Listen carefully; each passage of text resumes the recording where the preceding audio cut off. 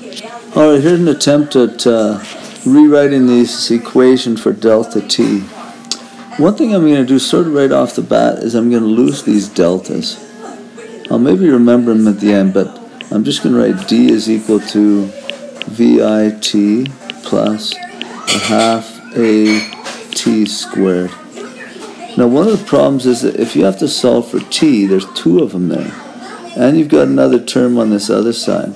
So really the only way to solve that equation for t is to use either factoring or a quadratic formula. So I'm going to move this d over to this side. So VIT plus 1/2 AT squared minus d. And then I'll just rewrite so this t squared term is first. So it's a half AT squared plus VIT minus d. So what I'm looking for here is I have a t squared, a t, and then no t's. So that's a quadratic equation, and you can solve that quadratic equation using this formula. So the answer is usually t is an x. I'll just put an x for now. Is equal to minus b plus or minus the square root of b squared minus 4ac all over 2a. Where this thing in front of the t, that whole thing is going to be a, this whole thing is going to be b, and this whole thing is going to be c. Okay, that's what I plug in here.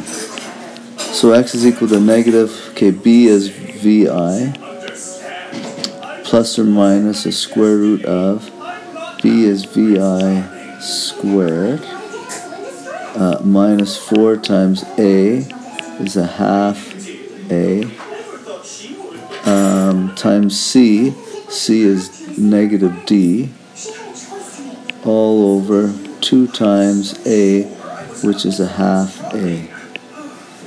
Oh, that looks a little ugly. So x is equal to negative vi plus or minus the square root of vi squared. Now that whole thing multiplied together, I think it's going to be a positive, and a 2, a and a d, if you times all that stuff together there. I think you're coming with a positive 2ad. All over, you multiply 2 times a half, that's 1, so on the bottom you just have a. So if I'm solving for t, I should have called this a t, t would be equal to that. And there'd be 2 answers because it's a plus and a minus. Is that anywhere close?